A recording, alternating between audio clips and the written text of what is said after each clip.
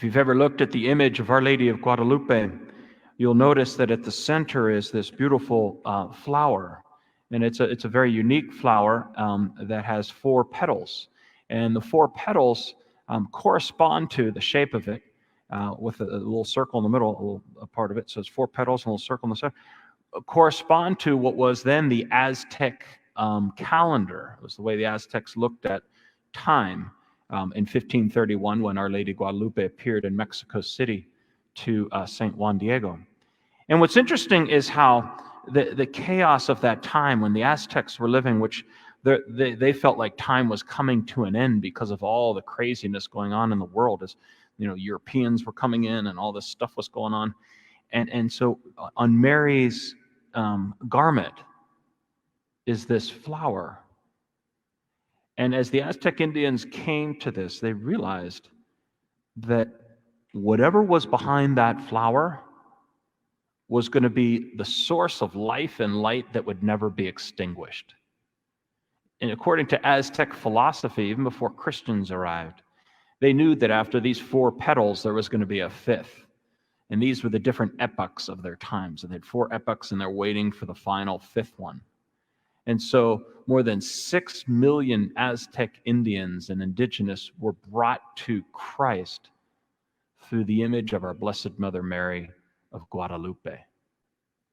And that's why I have felt that as we come into this 15th of October, which will be the 2nd anniversary of our 4 parishes coming together to form a grouping, that it's so important for us when we look at the time that we're looking at. We see the debates of 2 huge parties. We see our cities and the turmoil. We understand that we're all living through a pandemic. And as well, our church has gone through such distress and challenges. You wonder, can anything really hold us together anymore? And we have to look at the mind of God and wonder, well, what did God do in our history to bring us unity in our community? Well, God the Father's response was ask Mary to be the mother of Jesus. Okay, that's a good response. What was Jesus' response? Well, on the cross, what did he do? When chaos of Good Friday, he said, John, just be with Mary and you'll be good to go. Then what was the Holy Spirit's response? What, Pentecost, it says they were all gathered in prayer with who? With Mary. So if the Holy Trinity is pointing us to entrust ourselves to Mary, that's probably a good thing to do. And it's interesting, right? If you look at our 4 parishes, so beautiful. I invite all of us in our great grouping to drive around this fall, see the foliage, and just see our communities. It's interesting, right? Like, obviously, the most obvious one, we have a church named Our Lady of Peace. So there's not a lot of direction there. It's obvious. Then there's a church dedicated to St. John the Baptist. Well, who was the one who brought Jesus first to St. John the Baptist? Mary. And then you look at Good Samaritan and you say, okay, who was the ultimate best Samaritan?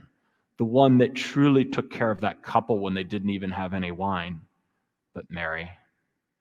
And then when you come to Saints John and Paul, the first thing you see on our church front is Mary.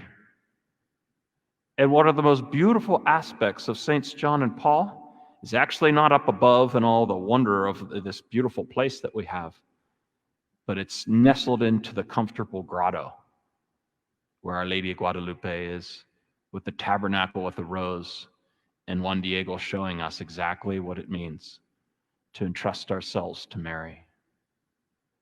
And isn't it interesting, when we hear our Blessed Mother speak to Juan Diego, what does she say to him?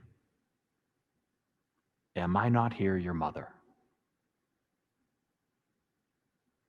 I pray to God that these 9 days in which our parish can entrust ourselves to Mary, that we can allow her words, her maternal protection, her love for our parish, her love for each one of us, her love for her children, can bring us to experience the same confidence that Juan Diego did, which is to know that is she not here with us? This beautiful woman, the Holy Trinity, invites humanity to go to so as to bring us closer to the love of God.